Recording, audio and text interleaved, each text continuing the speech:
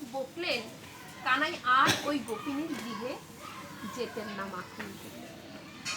তখন সেই গোপিনী অনেকদিন ধরে ভাবছেন যে কোথায়, কানাই তো আর আমার ঘরে আসে না।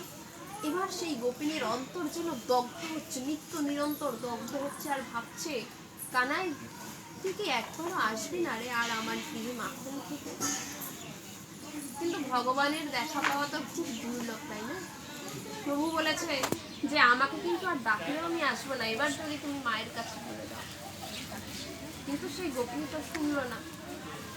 সেই গোপিনী কি করলো, যখন যশোদার কাছে বললো, দিনের পর দিন যাচ্ছে আর তিনি অন্তর থেকে দগ্ধ হচ্ছে, যন্ত্রণায় ছটফট করছে, আর ভগবানকে ডাকছে, হে প্রভু, হে নাথ, তুমি একটি বার আমার কাছে আসো, একটি বার আমার কাছে আসো। যখন সে এমন ভাবে প্রভুকে ডাকছে, তখন একদিন রাত্রিতে প্রভু প্রকট হয়ে বললেন, গোপী,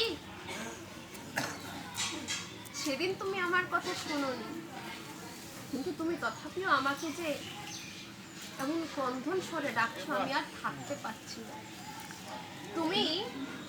আমি তোমাকে একটি বিধির কথা বলছি, তুমি সেটিকে অনুসরণ করবে, তোমার দ্বারাই জগতে বালক সেবার প্রচার হবে। কিভাবে না, যত ছোট ছোট বালকগণ রয়েছে, সেই বালকগণকে তুমি আনবে, এনে নিমন্ত্রণ করবে, অন্তত কমপক্ষে হলেও 5টি বাড়িতে ভিক্ষে করবে।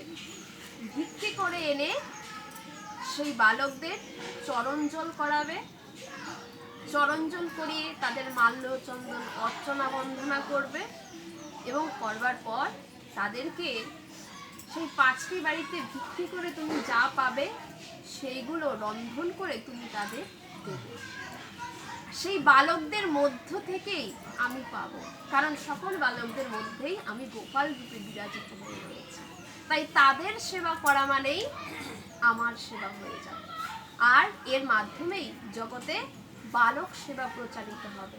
আর এই বালক সেবা যে করাবে সে সমস্ত পাপ থেকে মুক্ত হয়ে যাবে, এবং সে আমার ভক্তি লাভ করতে পারবে এবং আমাকেও লাভ করবে।